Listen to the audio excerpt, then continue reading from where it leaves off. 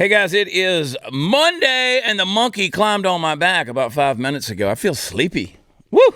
I got to do some yelling, man. Start screaming about some issues going on in our world today. Lauren Boebert will wake you up, though. Amen. Wow. Amen. That dress ought to be illegal, Lauren. Lauren Boebert got kicked out of the theater. And when I first heard the story, she went to a live play of Beetlejuice. When I'd see Lauren in that dress, though, I just say, blah, blah, blah, blah, blah, blah, blah. Oh, mama. No wonder she's got 37 kids. Golly. Put together. Lauren, I've been around Lauren a few times. She's been on this show. I was like, what are you doing, girl? She recently went through separation, a divorce, whatever, file for it. And she was out on a date. I guess it was a date with a guy that, I don't know. I'm hearing all these things about this guy. I don't know if they're true or not. Really haven't done that much research. I can't get past this dress she was wearing. And CJ, I said, have you seen the clip of Lauren Boebert getting kicked out of the theater? I think the initial thing was she was vaping. And if you see the security footage there, or the whatever camera footage, I mean, like you said, Brandon, she's blowing fat clouds. Yeah, she wasn't doing it discreetly. She was letting everyone know. Yeah, I mean, you're vaping really in a theater. I don't know if she was inebriated, or I'm not making an accusation. I don't know. I don't know what would cross somebody's mind to think it's okay in a theater, especially a live performance. I've been to some AMCs in the hood where anything goes. I mean, I've sat in the little theaters for the dollar movie, when I was a kid, we used to go to the nickel movie on Thursdays. Just two little theaters there at Daniel Village in Augusta, Georgia. That was white trash central over there. That was just a way for parents and grandparents to just drop the kids off. And they used to do it. I mean, we were little. And you go to the movies for a nickel. Oh, yeah, in the summer. I used to go to the dollar theater just because it was cold. Yeah.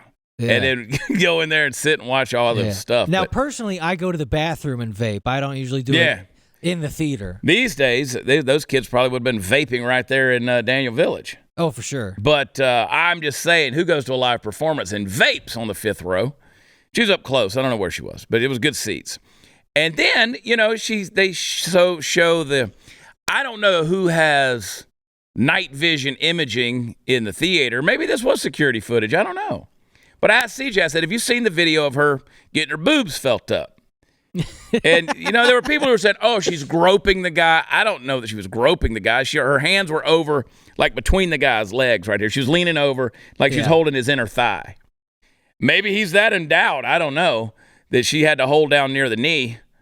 But neither here nor there. I don't know who has night vision, camera to see her getting felt up so adequately by that guy she was with. I watched it all day. I was on Twitter just watching that thing on repeat. Like 100 times. I mean, look, as far as I'm concerned, the American dream is getting to go take a hot chick with big titties to Broadway so you can get a little something afterwards. Can we stop pretending like this isn't the most American thing I've ever seen caught in 4K? I mean, listen, when I was in 7th grade, I went to see Pretty in Pink 9 times.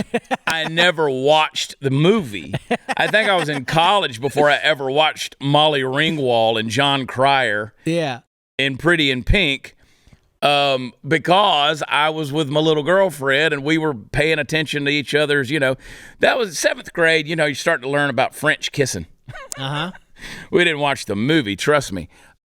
Everybody's made out in a theater. Now, I don't know about a live presentation of Beetlejuice. Or as I call it, but there they were, getting after it. And I asked CJ, I said, have you seen this thing? And she goes, no. So just this morning, I said, you got to see this dress she was wearing. Very voluptuous. And you got to remember, Lauren Boebert's only like 5'1". She's not a tall lady.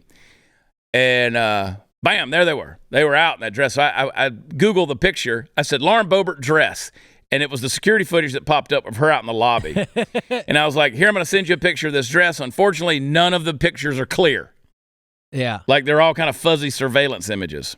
And that pissed me off. But CJ goes, well, it is a kind of a cool dress. Wow, mama. Yeah. I'll be shopping online later. That dress better sell out immediately. They need to put that dress in the Smithsonian. You think we can get Glenn to get that dress for the museum? I like the way you think. Yeah. Like the way you think. Put it right there next to Lucille Ball's dress and Dorothy's slippers over in the museum. Come on, Glenn Beck. You got all that money. Don't waste it. What is it that Alfred said to Christian Bale playing Batman? You do all of those push-ups, but you can't lift this off of yourself? Like, come on, Glenn, you got all this money and you can't buy something meaningful? Like Lauren Boebert's titty dress? Yeah. Yeah. Yeah, George. Just saying. But that's the most important news of the weekend. Forget the fact that an F-35 went missing and the Air Force is actually saying, hey, has anybody seen it? It's the Marine Corps, actually. The Marine Corps, I like to pick on the Air Force because that's easy, low-hanging fruit. They're too busy jogging under the pride flag still. But the U.S. military base that said actually hollered, they gave them a shout, called the nearby residents, said we're missing an F-35B Lightning II. So apparently they have the inability to track down the stealth aircraft. So there you go. I mean, I say finders keepers. Finders keepers. You know, Joe Biden said, can't take on the American government without an F-14. Well, hey, buddy, we got to step up on you right now. Sell that thing on eBay. I'm looking for a slightly used F-35. Good condition. Just come over and kick the tires a little bit. Come on, boys. It's all ball bearings these days. But they don't know. They don't know where the thing is. And there you go. So that's kind of embarrassing. My question on that is like, but how? Yeah. How do you actually lose it? Well, it's a stealth fighter, Brandon. It's stealthy. It's camouflage. Is it like Wonder Woman's airplane? Like it's just invisible, and once you lose it, it's gone? It's gone. Can't ever find it again. Like I once forgot where I left my car, but I was very inebriated the night before, so that kind of explained that. They kind of just like, maybe it's gone. Yeah, somebody tweeted, it's gray with white spots, approximately 24,000 pounds, answers to the name Stealthy. Yeah.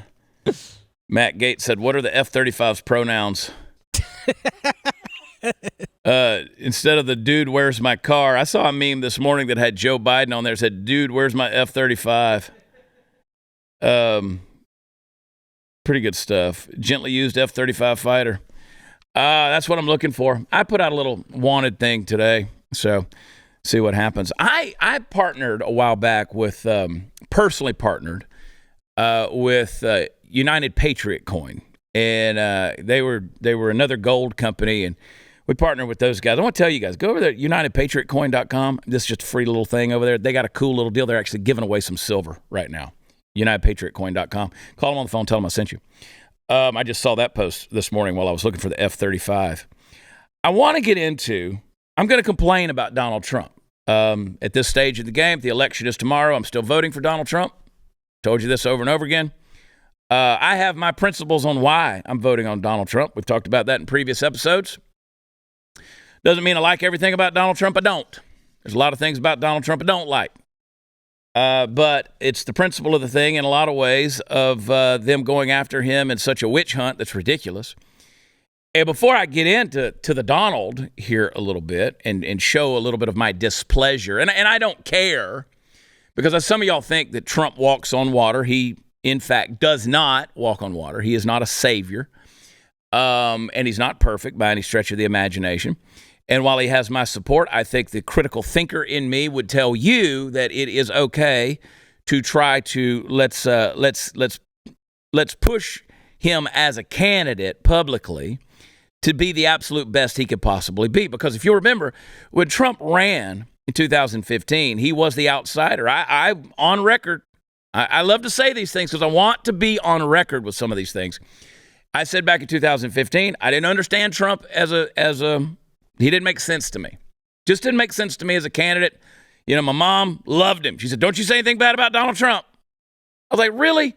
You're going to defend church pianist. You're going to defend, you know, the groper, and the guy who was the billionaire playboy, you know, the businessman, real estate mogul, reality show star, all of these things.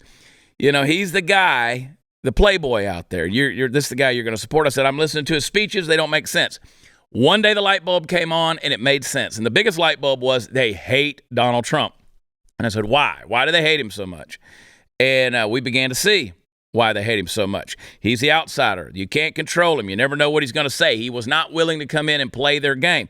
He did not do everything perfect, but he sat down this past week with Megyn Kelly, who, by the way, I do a lot of things for Megyn Kelly. And it's not that Megyn is like necessarily that pretty, or just like, I try to listen to Megyn Kelly all the time. And it's just something about Megyn Kelly. I don't think I cared too much for her in the past, but maybe it's the hair extensions now. Just something. It's the total package now with Megyn. And she sat down with Donald Trump. And I think that I would love to see Megyn sit down with Joe Biden. Joe Biden will not sit down for an interview. He's certainly not going to sit down with somebody that's going to ask the hard-hitting questions. You know, things like, what were you thinking by letting your son be on the board of Burisma and involved with so much corruption, especially while you knew he was a drug addict and a drunk and involved in all of these terrible, nefarious things, and you allowed him to go even deeper into the cesspool of the darkness that is Ukraine, and he benefited from it, and the family benefited from it, and you benefited from it, and, you know, you peddled influence. What were you thinking when it comes to, you know, the best interest of the United States when you were out there doing those things? He's not going to sit down and do that. But I will tell you this. So they indicted Hunter. They indicted Hunter on this gun charge. It's a serious charge. Like, he could see some jail time on this. But I'm going to make a prediction because I'm never wrong. I'm going to make a prediction that one of the things that could happen is they say, hey, if we want him to avoid jail time, then Joe, you need to resign. You need to step up, do the right thing. You need to resign, and you need to say you're going to go, you know, take care of your family. And then we'll pardon Hunter. We'll keep him out of jail, I should say. Keep him out of prison. Because at this stage in the game, Joe Biden, unless they rig something, Joe Biden cannot win the presidential election against Donald Trump. Trump's winning by 15. He's leading in the polls by 15 points. They know the country is sick to death of this 800-year-old dementia patient pretending to be the commander-in-chief. We know Joe's not in control, and everyone has awakened to that deal. The only people supporting him, as I said on the show last week, are people who are paid to support him. So they know Joe's got to go. Joe's got to go, and people keep saying, what are we going to do about Kamala? They got a plan in place to get rid of Kamala, too. Trust me on that. Kamala will not be the president of the United States. I mean, unless she was that for maybe 6 months. I've said that over and over again. I want to get into this Trump stuff.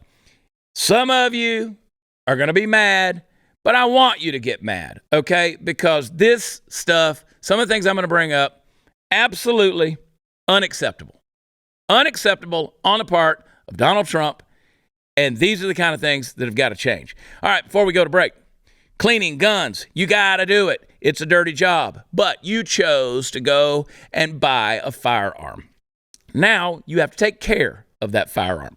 And you know what? You can pull those patches out and use those, but those are messy. And sometimes they leave behind the lint and the particulates and stuff, and it doesn't really fill the barrel up to clean it out. Sometimes you pull that bore snake through there, and you don't know if it's clean or not. What you need to be using is Barrel Buddy. They compress to fill the interior of your gun's barrel, and it will clean the rifling grooves. Fits any caliber firearm you've got. It's composed of those polymers that will not leave behind the particles, which makes it safer. It's going to scrub. It's going to collect all the particulates that are inside the barrel. It's going to absorb residue. It's going to buff the interior clean, safer, more efficient. And you know what? easier to use. You can even lubricate your firearm while you're cleaning it. You got to be a responsible gun owner, and part of that is having a clean gun. Got to clean your guns, and Barrel Buddy's a new concept. It's a better way to take care of your firearms, so I want you to get some, and I guarantee you're going to love them. Go to barrelbuddy.com. You've heard me talk about it. You might as well try them out. Go to barrelbuddy.com. We'll be right back.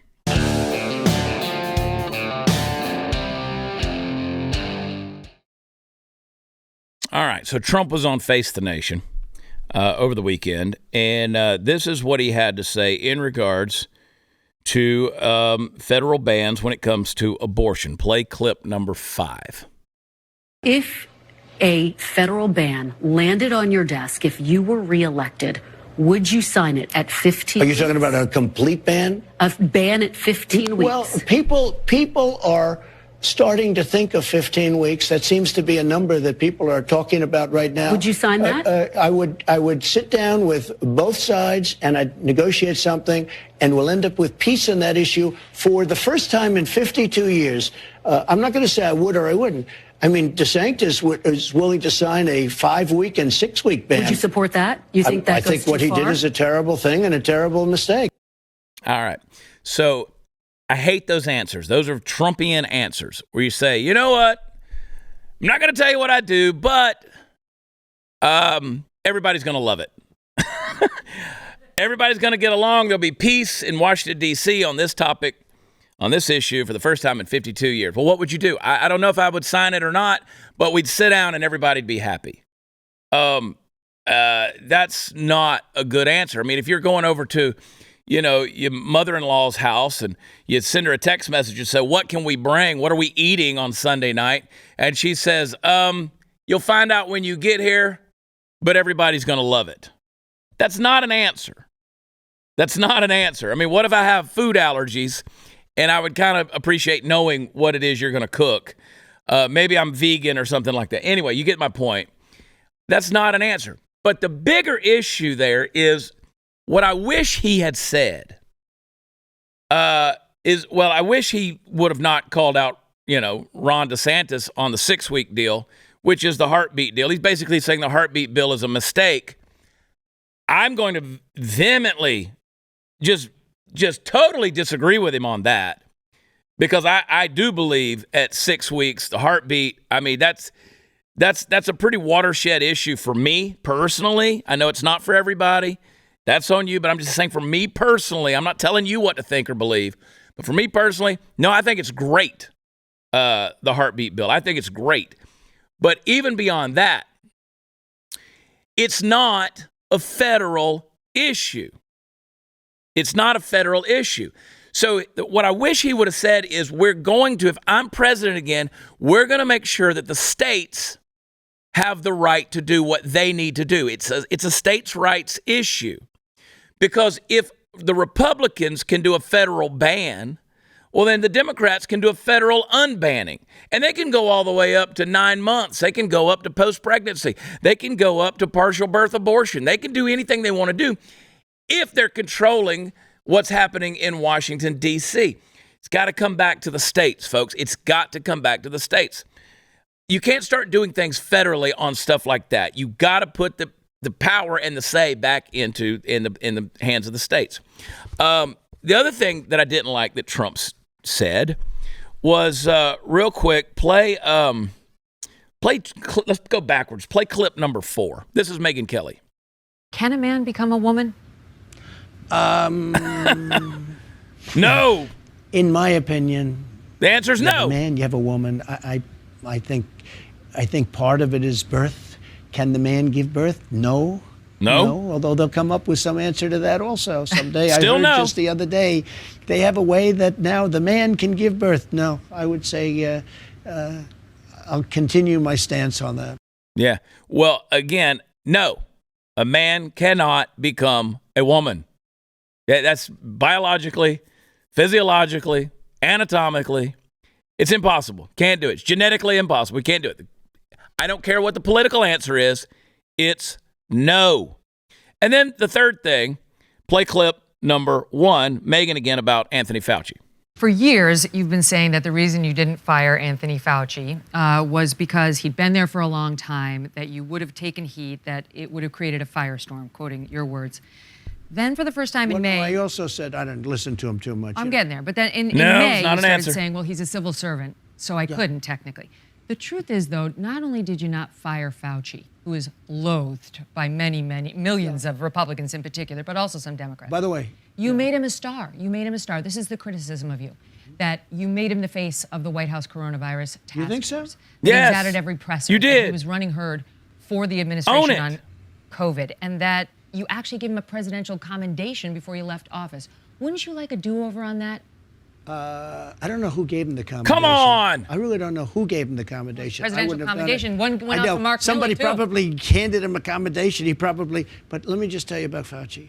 Fauci was very important in the Biden administration, much less important. If you know, he didn't want to stop China. He wanted to let everyone come in from China. I stopped it. I overrode it. I overrode many of the things he did. He was much less important to me. Now, with that all being said, he's been there for years. He was respected. He lost a lot of the respect because of COVID, but he was respected.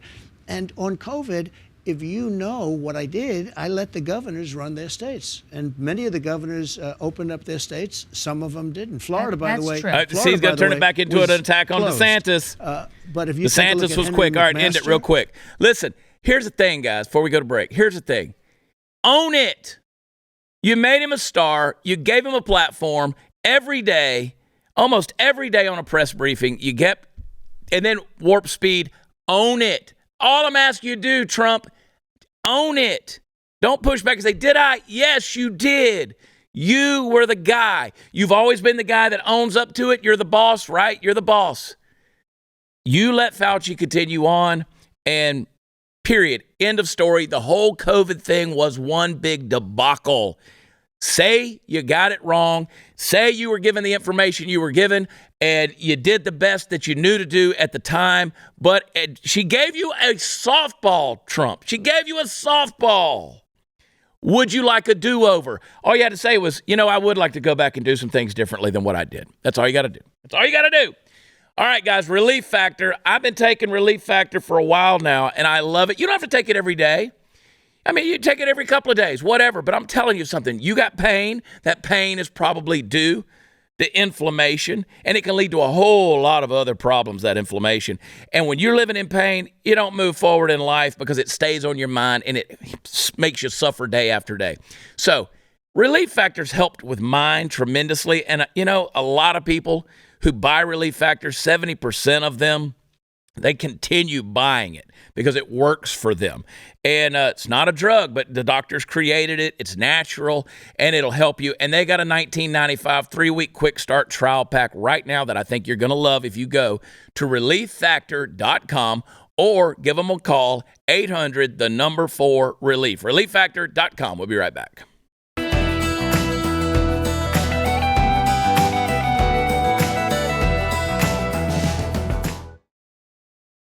Hey, guys, you can see I'm wearing this shirt, one of my favorites, Real Men Matter. You get them at realwomensclub.com. One of the biggest missions I have in this world right now is making sure that people understand real men matter, real women matter, and there's a battle. You never would have thought that we'd be living in that kind of a battleground, but we are. And, real moms matter, real dads matter, families matter, but sometimes families break up. And one of the biggest things that I have seen, we've told so many of these stories, is how dads tend to get screwed. And, it's unfortunate, and it happens a lot in Texas. And I just see these stories. I hear these guys, and they just want to be with their kids. They just want to be good dads. But for one reason or another, the courts decide, well, you can't do that. You're just not going to have that opportunity. And so kids are getting lost in the shuffle when it comes to the relationships that they have with their fathers because they're not allowed to be with them or to see them or to spend time with them even or even talk to them. One such story is my buddy, Cody Taylor. Cody, welcome to the show, man. First of all, how you doing? I'm good, Chad. How are you? I'm been good. Running the roads? I've been running crazy, dude. You and I have talked numerous times. You came to one of my shows. We visited a little bit, and I wanted to get you up here in the studio. Things just schedule constraints have been crazy. But what I know about you, you're a pretty good dude. I mean, you got some good values. You're a good old boy, blue collar worker, and I mean, you're not out there doing anything crazy. But you've barely seen or even talked to your daughter in how long now? Up until 2019 is when this all started, and I've probably had about a course of about 6-7 months where everything was kind of back to normal. But up in the June of 2019 to where we are now, I haven't hardly spent any time with her. Not only spending time with her, because I've read through your timeline. I mean, just being able to, at one point in time, you could only, FaceTime with her every other week for a few minutes? That's what we're doing now. We went through a jury trial in August of 22. Jury came back and said both parents are joint managing conservators, which in family code means that there's a lot of equal rights, duties, access. And the judge just blatantly went off script and said, no matter what the jury states, I'm going to do this. And I now am limited to 15-minute FaceTimes on the first, third, and fifth Saturday. And that's it. That's all I have. And now you've sent me clips of from a security camera out in your front yard where your daughter saw you. You know, she gets out of the car and she runs and she jumps in your arms. She screams, "Daddy." It's heart-wrenching to watch this, as a parent, as a dad with his daughter, and you're just wanting to spend time. Walk me through the process of this insanity and tell me how any of that is logical. Tell me the story. Well, you said a big word right there, even though it's 5 letters, logic. There's not a lot in there. Yeah. We put a lot of, I don't want to say faith, but we put a lot of power in these judges, and we allow the judges who used to be attorneys in the same position as what you're going against drive the narrative. 2016, we divorced, and I fought for equal custody then. Wasn't going to happen. In fact, this judge that was on this case, he's since retired, thankfully. But he basically said, I'm not going to get equal time with my daughter, who was 2 at the time. I'm not going to get equal time with my daughter unless the mother agreed. That was it. How do you justify something like that? I don't, and I can't, because there are things, and I think you'd believe this, your shirt pretty much says it, real men matter. Mm-hmm. There's only about one thing that I can think of that mothers and fathers can't do, and that's breastfeeding. Mm-hmm. I can't produce milk. After 2 years old, most kids aren't needing of that, right? As far as the nurturing, the caring, the growing up, both parents do it differently, but they're both a part of that. Mm. I can't make any sense out of why a person who supposedly has children or grandchildren would even limit or think about limiting another parent just because they can, right? I think a lot of people do a lot of stuff because they can. Mm. And whenever I heard that when we divorced in 2016, it crushed me. So that started the process, Chad. 1 year later, I filed for a modification, which you're able to do in that time frame under the family code. I filed for equal 50-50 custody, not to take anything from mom, just wanted equal access, possession, time with her. That's all. We went through a year-long process and again, denied. I don't see anything here that warrants 50-50. And granted, at the time, Chad, I don't miss anything. I didn't miss a doctor's appointment unless I didn't know about it. I didn't miss practice. I didn't miss dance, recitals, anything unless I just wasn't told about it. That wasn't enough. So, I mean, in the court, were you, by your ex or whatever, were you painted as a dangerous person, as a, here's a guy who, plays Russian roulette with the kids around? I mean, how did they try to figure out?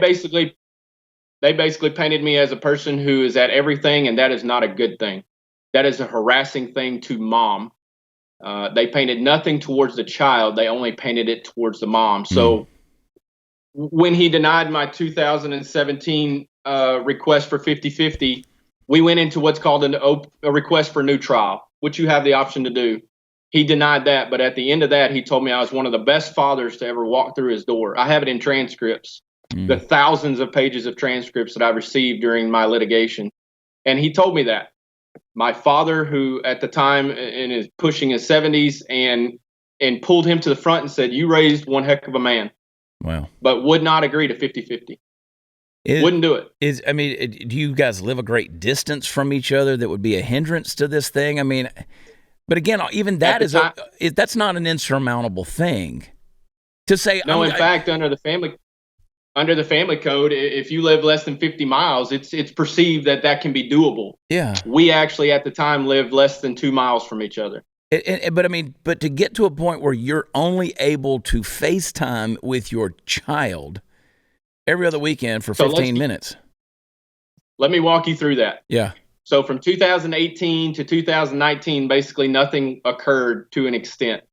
In June of 2019, she decided to file a enforcement and a modification. The enforcement was that I wasn't paying for unnecessary medical, which again, you and I could probably agree to disagree on what necessity is for a child and what it isn't. Every household's different and every person. Yeah. So she filed that. Immediately after she filed the modification to take my time away. The reason and the basis for that modification was due to some hired counselors that I knew nothing about at the time. They evidently had said some things, or the child had said some things, and I was unaware.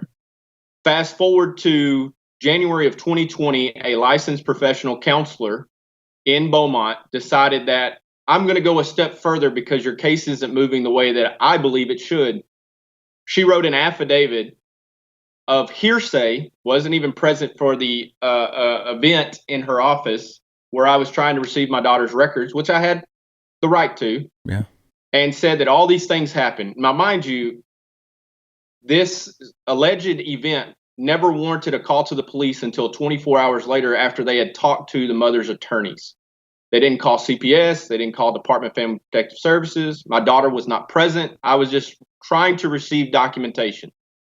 She wrote in that affidavit that it was my recommendation that Mr. Taylor's parenting time be suspended until further evaluation can be completed.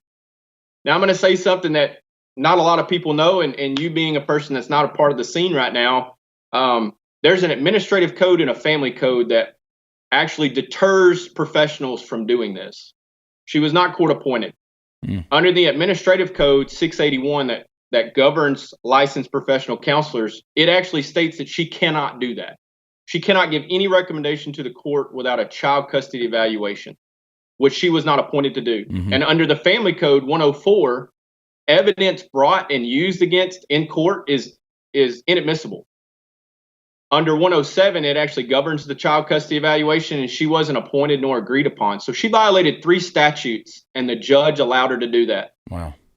From January to February, we had a hearing, a 3-day hearing, where she sat on the stand and ultimately lied to the judge. Any recommendation was fraudulent. Anything about an incident in her office was fraudulent. She wasn't there.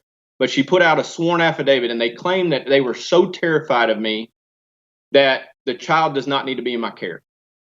The judge granted it. Because why, Chad? Judges in family court lean on professionals. It takes the burden and the liability off their back. So from February of 2020 till January of 2021, I was limited to 2 8-hour unsupervised Saturdays a month. That was it. I could not go to games. I couldn't go to practices, couldn't go to school to have lunch. Nothing. I missed out on a ton of my daughter's life.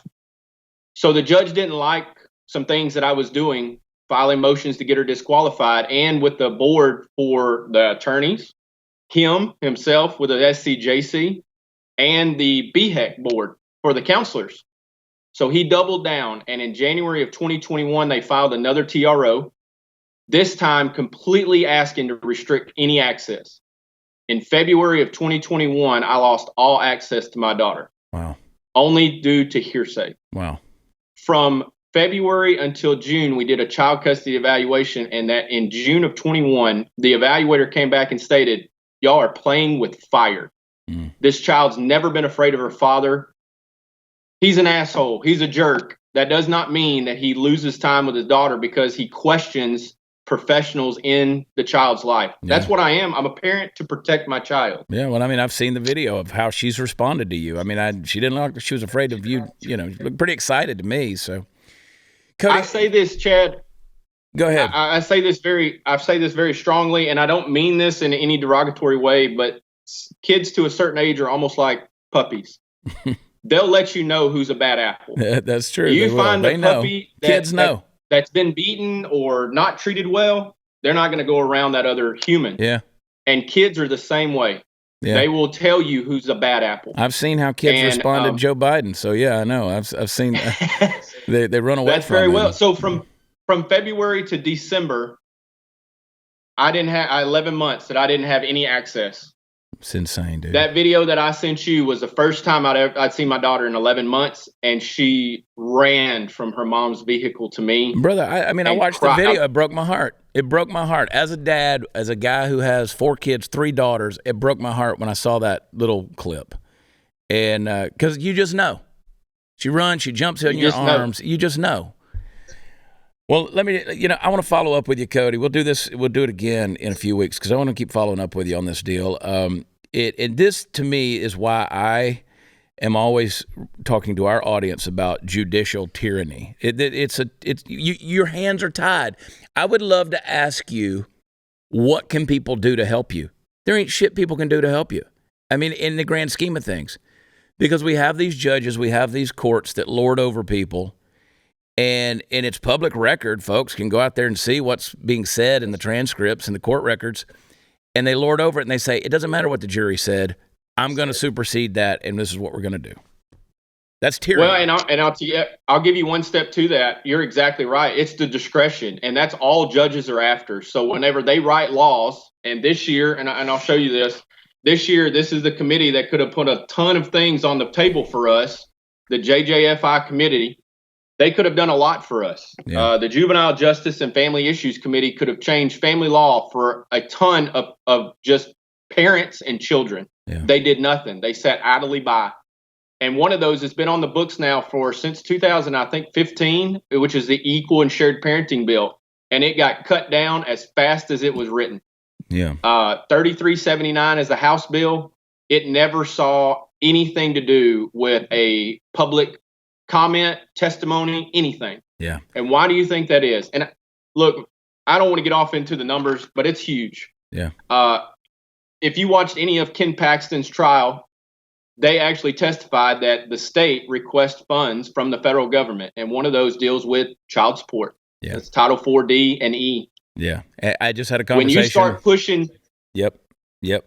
When you start pushing more parents out, and Texas is a biased state against fathers. Over 90% of non-custodial parents, which means they're not the primary, are dads, are fathers.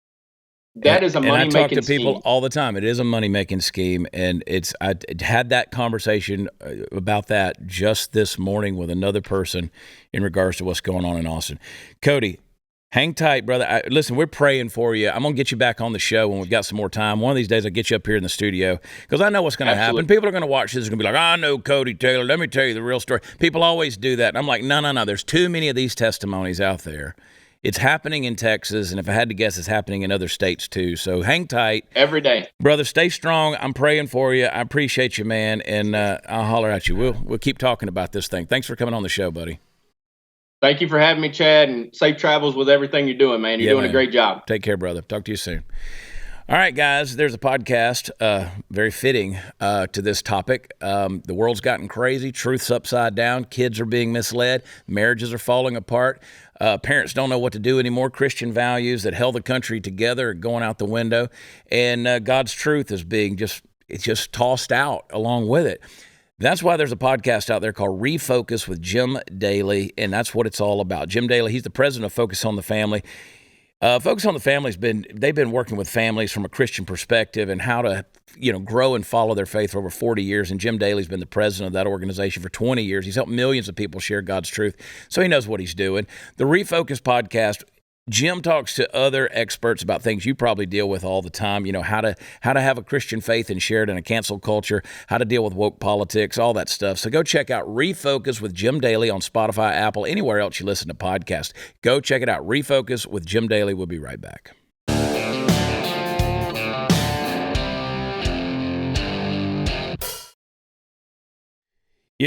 Cody's going through a debacle there with his kid, and I've talked with I've talked with dozens of men and heard their stories, and those men represent dozens of other men, because there's so many of these guys out there who just have the same story. And it's like, what's going on in Texas when it comes to family law, and particularly these courts when it comes to dads? Absolutely ridiculous. And I want to go back to the interview there with Trump that Megyn Kelly had. And we got to protect kids, man. We've got to protect kids with everything we've got. And this is something that Trump said that I think we got to double down on this. We got to hammer down on this thing. Play clip number 3. But what about the children? That's become an issue now. Should children be provided with access to puberty blockers and cross-sex hormones when they're minors? Yeah, I'm so against it. First of all, many of them, I heard like 62%, when they grow up, when they're older, they're saying, who did this to me? Why did you do this to me? Second of all, the parents have to make the decision. You know, they're trying to give it to school boards and schools and things to make a decision. It's unbelievable to think, you know, I talk about mutilation sometimes in my speeches. We will stop the mutilation of children. And then I'll stop and I'll say to the people in the audience, I'll say, can you imagine that I'm talking about we're going to stop mutilation of children? Yeah. But that's what it is. It's the mutilation of children. And we will stop the mutilation of children. 10 years ago, you wouldn't even, nobody would ever to think of it. I am telling people, because I guess I'm a politician, whether I like it or not. As a politician, as somebody that represents a lot of people, I'm telling people that we're going to stop the mutilation of children. Who would have to say a thing like that? Yeah. You'd think it would be automatic. Would you be in favor of a ban then on puberty blockers and cross-sex hormones for minors? I think yes. Yep. I would. Now, I understand that Trump, to his point, he says, I guess I'm a politician now. Both with the abortion thing and all of that we alluded to earlier in the show. He's trying to play to the softer side of America. I get what he's trying to do. He's trying to be the softer Trump, the easier to deal with Trump. But remember, this is a guy who has been socially liberal his entire life as a Democrat, particularly in New York. And, you know, he's friends with Bruce Jenner, Caitlyn, whatever they call him. I'm not even sure Bruce Jenner thinks of himself as a woman. I really don't think. I think he mostly just likes to dress like a woman. But that's neither here nor there on the conversation. But if y'all seen, I don't know if you guys out there have seen the clip. I saw it a couple of times this weekend where this dad is sitting across the table from his 4 or 5-year-old son, and he puts 10,000 cash out there on the table and 2 Oreos. And he says, which do you want? You can have either one of these. 10,000 cash, he sits there, or 2 Oreos. And the kid takes 2 Oreos. He goes, are you sure this is what you want? And the kid doubles down on the Oreos and takes the Oreos. He said, you can have them. Kids don't know what the hell they're doing. Trump's right. We should not have to sit there and argue about whether or not we should mutilate our children or not. Cut their genitals off. Give them a choice to have puberty blockers or hormone blockers or any sort of modifications. It's absolute nonsense that that's what we're even having a conversation about. So again, I don't want Trump the politician. I want Trump the warrior. I want him to come out and be like, I don't give a damn about this political system that is Washington, D.C. Let's put the power back in the hands of the people on the local level, on the state level, and let's go from there. Because, you know, we saw with this impeachment trial of Ken Paxton that at least grassroots people can speak out and they recognize on a local level, on a state level, when a sham is being done. And fortunately, Ken Paxton was acquitted because they had no evidence on anything. We got enough problems going on the state level. We shouldn't have to worry about what the 2.5 million unelected bureaucrats are doing in Washington, D.C. when it comes to our rights and our children and the unborn and all these other issues that we have to deal with on the day-to-day basis, not to mention missing F-35s. Like, y'all deal with the missing F-35. We'll figure out how to raise our kids and all this kind of stuff. But the fact that you got crazies out there that are really trying to abuse children, that's when the government does have to step in. And that I'm thankful that, Trump's willing to say that. But let's give the power back to the people on the local and the state level and stop trying to be these federal overlords, which is what Washington, D.C. has become. Enough of that nonsense. It's gone on for too long. And now we've gotten so comfortable and secure in it that we're not willing to speak out against it because, God forbid, the federal government gets pissed off at us and weaponizes the DOJ or the court system or some kind of other, the IRS or anything else that they can come after you with. God, you look at the January 6th stuff. I'm hearing so many horror stories of people getting, not only prosecuted, but now convicted. They weren't even at the Capitol. They certainly didn't go in the Capitol or anything else. So none of it makes sense. And I've got some stories I want to tell you about some particular cases that more and more of this J6 stuff that's happening. We need a guy like Trump back in there. I do want him to get his answers right. I don't need more politicians. Politicians don't do a damn thing for me. And the last thing I want is for Donald Trump to try to be a politician. Please don't do that, Mr. President.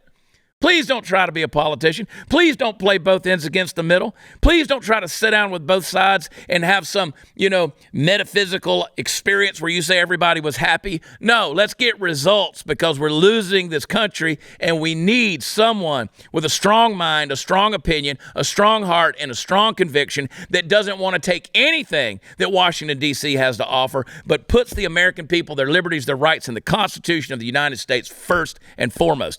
Give me that warrior. Give me Warrior Trump. That's what I want, okay? I'll complain about him, but I'll defend him too. We'll be right back.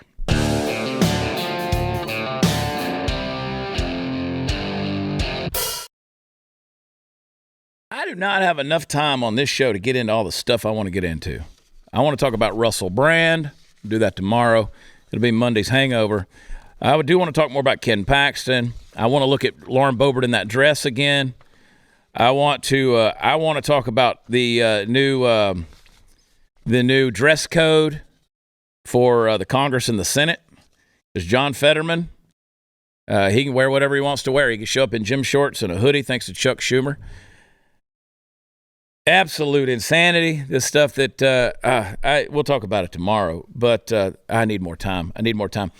All right, tomorrow night, Tuesday night, if you're in the Fort Worth area, come out to Railhead Smokehouse. We'll be out there playing a little music. That's just west of Fort Worth in Willow Park. And if you're a Fort Worth person, you know about the music series on Tuesday nights. We're going to be out there tomorrow night having a good time. I want to pack that place out. It's a free show, and you don't need to make reservations. First come, first serve, coldest beer around, and some pretty good barbecue too. And we're going to have some fun out on the patio.